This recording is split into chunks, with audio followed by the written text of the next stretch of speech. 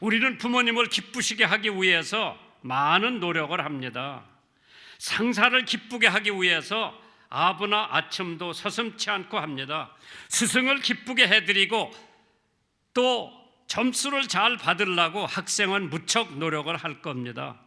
그러나 성도들은 하나님을 기쁘시게 하기 위해서 우리는 과연 무엇을 해드려야 하나님이 기뻐하실까?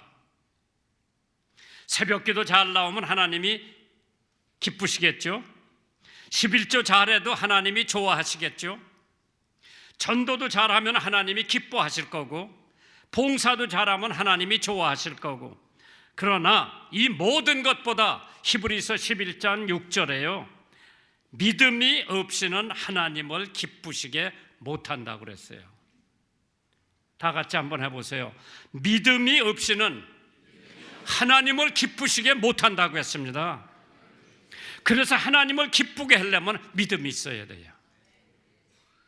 하나님에 대한 신뢰, 하나님을 믿는 믿음, 하나님을 기쁘시게 하는 기본은 믿음입니다.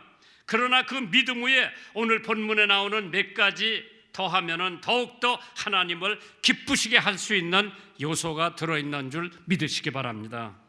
어차피 믿고 성도가 되고 교회 발을 디뎌놓은 이상 그 교회 주인 되시는 예수님을 기쁘게 해드리는 것이 아마 가장 좋지 않은가. 그분도 또 우리에게 많은 것으로 축복을 내려주실 것이고, 우리도 그것도 좋고, 이건 매부 좋고 누나 좋은 거죠. 부모가 자녀를 정상적으로 자라게 하는 것을 통해서 부모들은 기뻐할 겁니다. 이와 같이 우리는 하나님 아버지께도 그의 자녀가 신앙 안에서 정상적으로 성장하고 자라간다면 하나님이 얼마나 기뻐하실까. 성도는 잘 들어보세요. 비평은 천천히 하고 감사는 빨리 하라고 그랬어요. 성도는 의심은 천천히 하고 신뢰는 빨리 하라고 그랬습니다. 폭발은 천천히 하고 이해는 빨리 해라. 후회는 천천히 하고 용서는 빨리 하라고 했습니다. 요구는 천천히 하고 주기는 빨리 하라고 그랬어요. 시비는 천천히 하고 화해는 빨리 하라고 했습니다. 숨김은 천천히 하고 표현은 빨리 하라고 했습니다. 행복한 삶을 살기 위해서 실천 강령이 있는데, 첫째, 게으르지 말며 수입 범위 내에서 생활하라고 그랬어요. 그러니까 욕심부리지 말고 허황되게 살지 말고 내가 버는 범위 내에서 살아야 된다. 두 번째로 약속은 적게 하고 진실은 말하라고 했죠. 좋은 친구를 한번 사귀면 끝까지 사귀라고 그랬어요. 오늘 친구가 내일 적이 되고 오늘의 적이 내일이 친구가 된다고 하는 얘기가 있지만은, 그러나 좋은 친구를 사귀되 끝까지 사귀라고 그랬어요.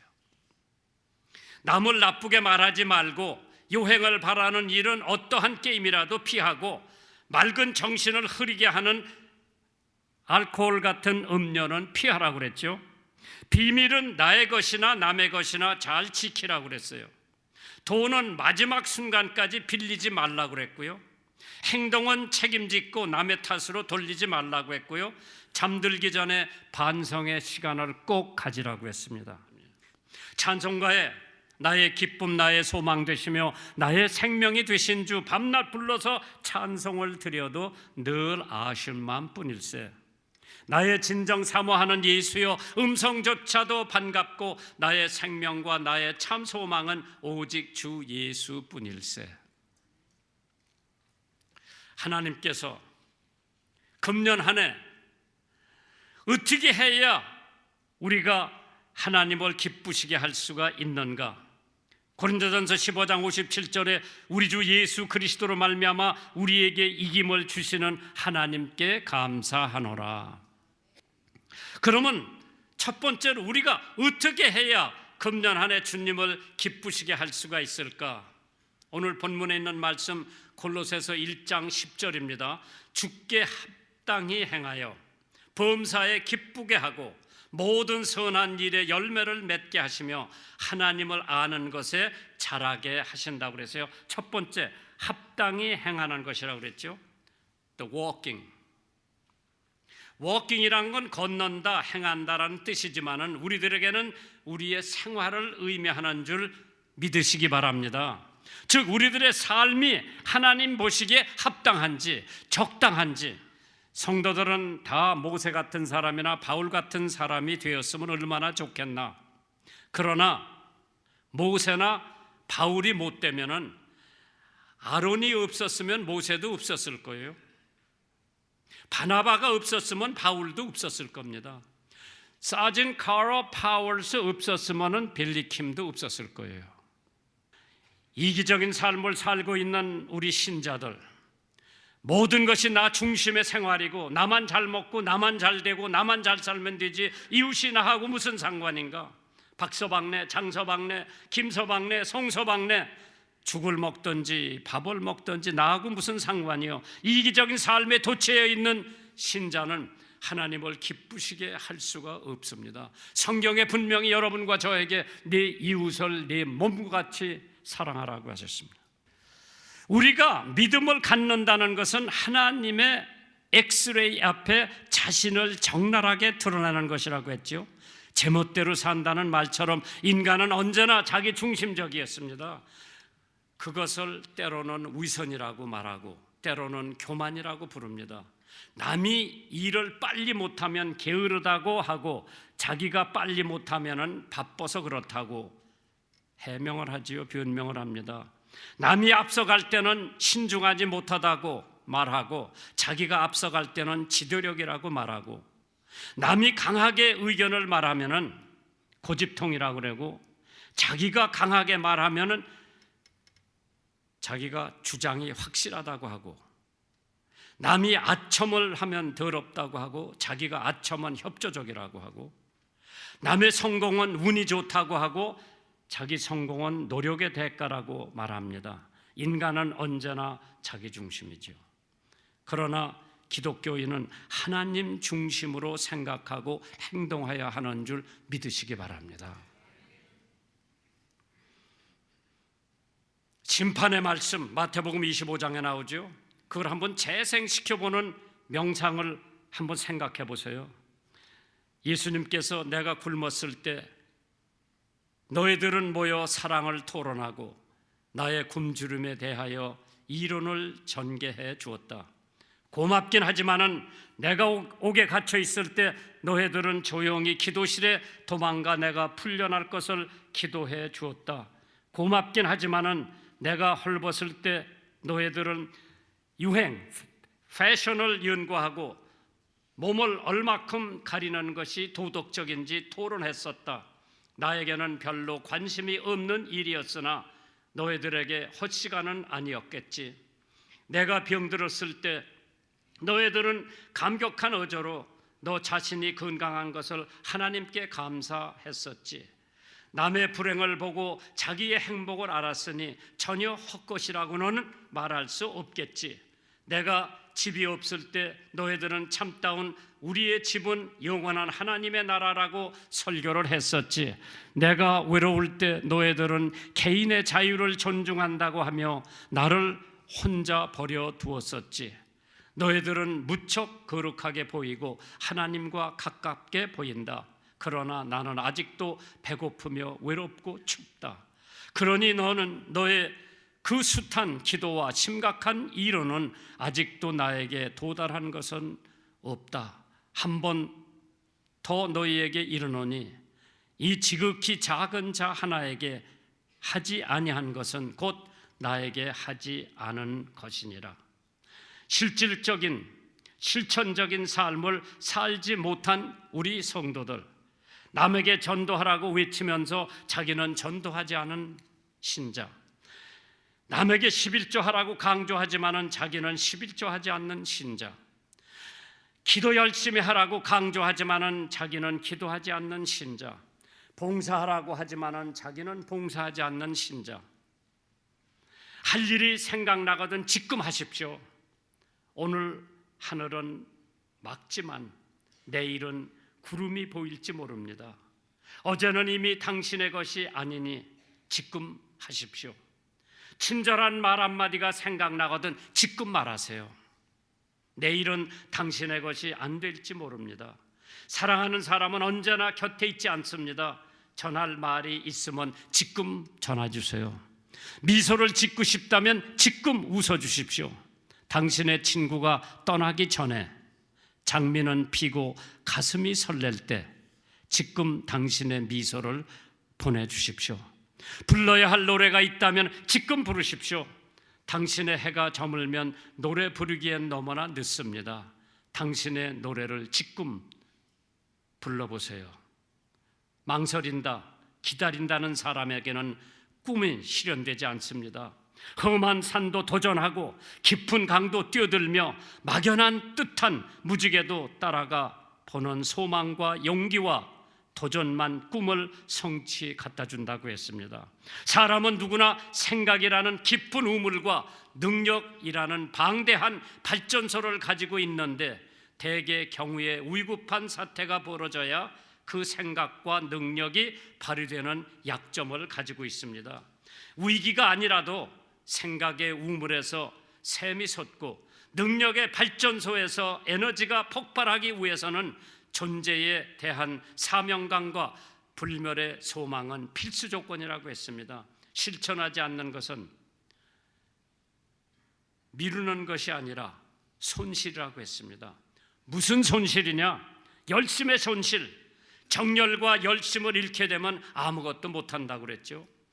기회의 손실. 오늘 실천하는 자에게 기회의 여신은 미소를 짓는다고 했습니다. 능력의 손실. 마태복음 25장에는 세 가지 비유가 나옵니다. 열처녀의 비유, 달란트의 비유, 양과 염소의 비유가 나옵니다. 이것들 한마디로 요약하면 지금 사용하라, 그렇지 않으면 잃어버린다고 그랬어요. Use it now, lose it later. 예수님의 본을 따르라고 그랬죠. 요한일서 3장 22절에 무엇이든지 구하는 바를 그에게 받나니 이는 우리가 그의 계명을 지키고 그 앞에서 기뻐하시는 것을 행함이라고 그랬어요. 마태복음 6장 33절에 너희는 먼저 그의 나라와 그의 의를 구하라, 그리하면 이 모든 것이 너에게 더해진다고 했습니다. 그래서 주님을 기쁘시게 금년도 하려면은 올바로 행동하세요. walking. 에녹이 주님과 함께 동행함으로써 죽음을 보지 않고 하늘나라로 올라갔죠. 두 번째로 주님을 기쁘시게 하는 두 번째 요소가 있다면 선한 열매를 맺는 것이라고 했습니다. 골로새서 1장 10절에 주께 합당히 행하여 범사에 기쁘시게 하고 모든 선한 일에 열매를 맺게 하라고 그랬어요.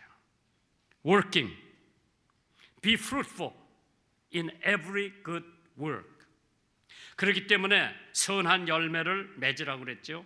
바쁘다는 핑계 때문에 선한 열매를 못 맺는 사람들이 있죠. 시간은 기다리는 자에게는 너무나 느립니다. 시간은 두려워하는 자에게 너무 빠릅니다. 시간은 슬퍼하는 자에게는 너무나 지루합니다. 그러나 시간은 주님과 함께 살고 주님과 함께 쓰는 자에게는 한 알 한 알의 귀중한 보석같이 될 겁니다. 차이콥스키 죽기 전 3시간 전에 이런 말을 했대죠.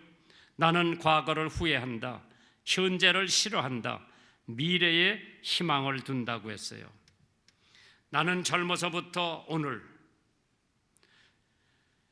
중요시하는 개인적인 철학을 갖고 살아왔다. 지나간 시간은 이미 죽은 나이고 앞으로 올 시간이란 알 수 없는 나의 모습이기 때문에 나는 루소와 에디슨이 얘기를 읽으며 공감의 박수를 보냈다고 했어요. 루소는 시계를 던져버리면서 이제 내 시간을 갖겠다고 말했고요. 에디슨은 젊은 학생들에게 시계를 보지 말라 권고했습니다.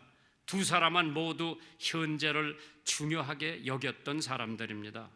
과거에서 미래를 향하여 흘러가는 삶이 아니라 지금이라는 이 시점에 확실히 서 있는 순간이 가장 정확한 나이기 때문입니다. 벤저민 프랭클린은 오늘이라는 하루는 내일의 이틀분의 가치가 있다고 말했습니다. 에베소서 5장 16절에 그렇기 때문에 세월을 아끼라, 때가 악하다고 그랬어요.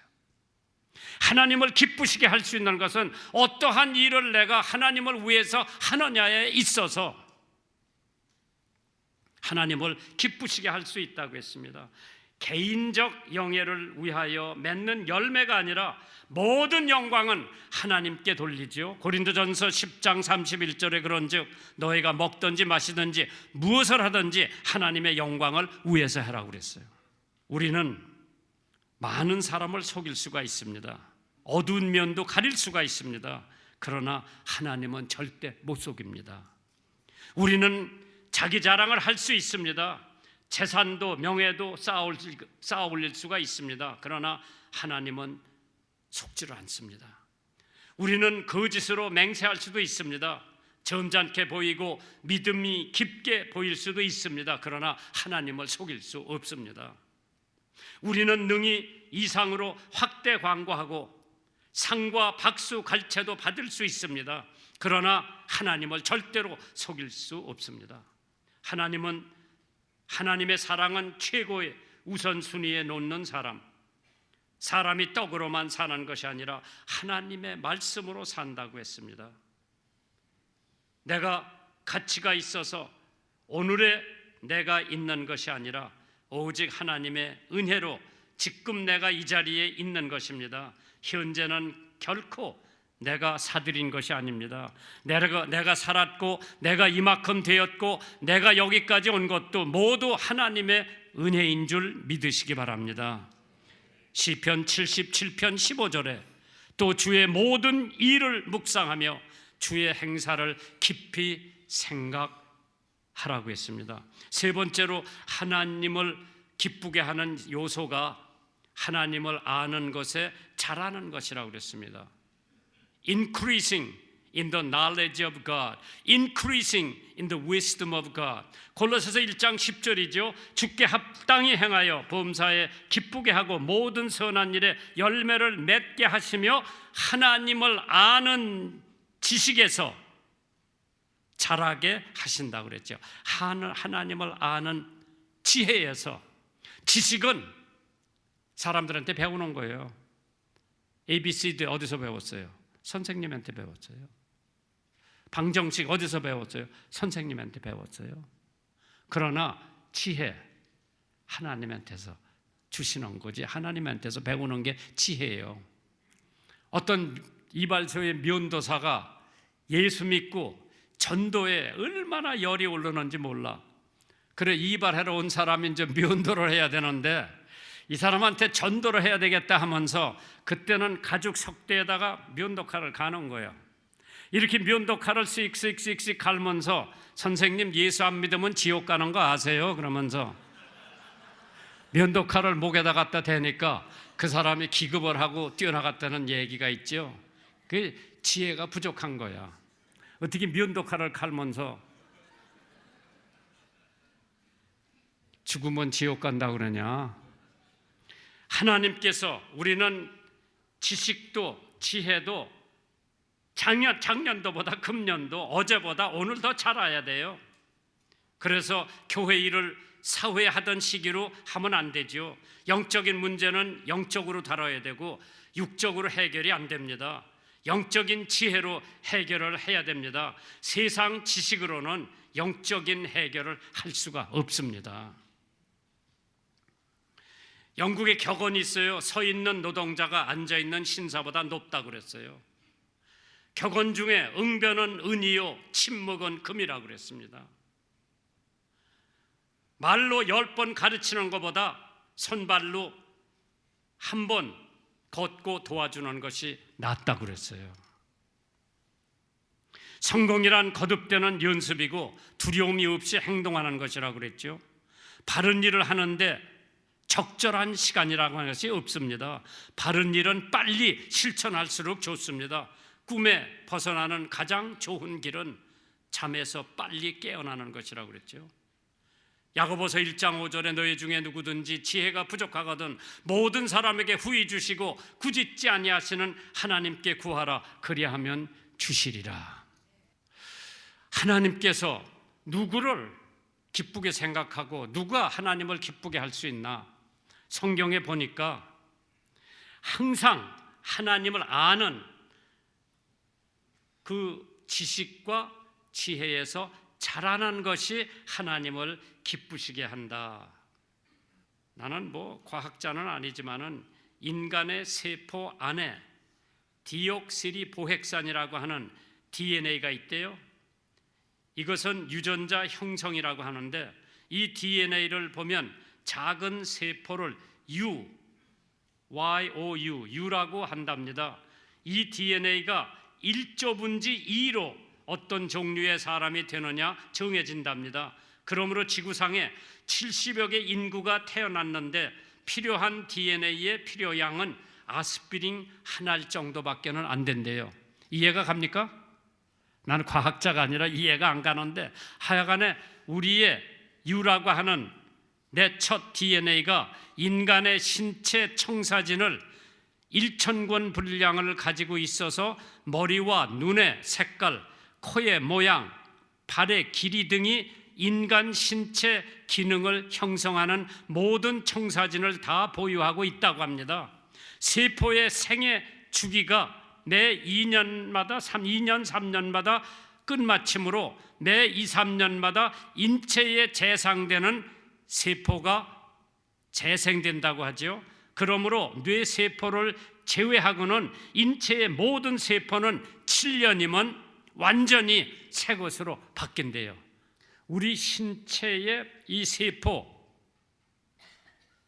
그게 7년만큼씩 완전히 새로워진대요. 그렇기 때문에 새 몸이 된 셈이죠. 그러나 뇌세포는 수백만 개로 불어나지만은 일생 동안 계속 살아남아서 옛 일을 계속 기억하게 하는 것이 뇌세포라고 그래요. 원청사진 DNA는 일생 동안 세포 안에 남아있게 됩니다. 인간의 신체 안에 이루어 놓은 하나님의 기적이지요. 기적은 이것으로 끝나질 않습니다. 감탄의 연속이 된다고 했죠. 고린도전서 6장 20절에 값으로 산 것이 되었으니 그런즉 너의 몸으로 하나님께 영광을 돌리라고 했습니다. 그래서 하나님을 기쁘시게 하는 삶이 어떠한 삶인가 한번 생각해 보세요. 금년 한 해 walking, working, wisdom 그 세 가지요. 하나님께 합당한 생활을 하고 하나님의 사역의 열매를 맺고 그 다음에 하나님을 아는 지식과 지혜에서 자라야 돼.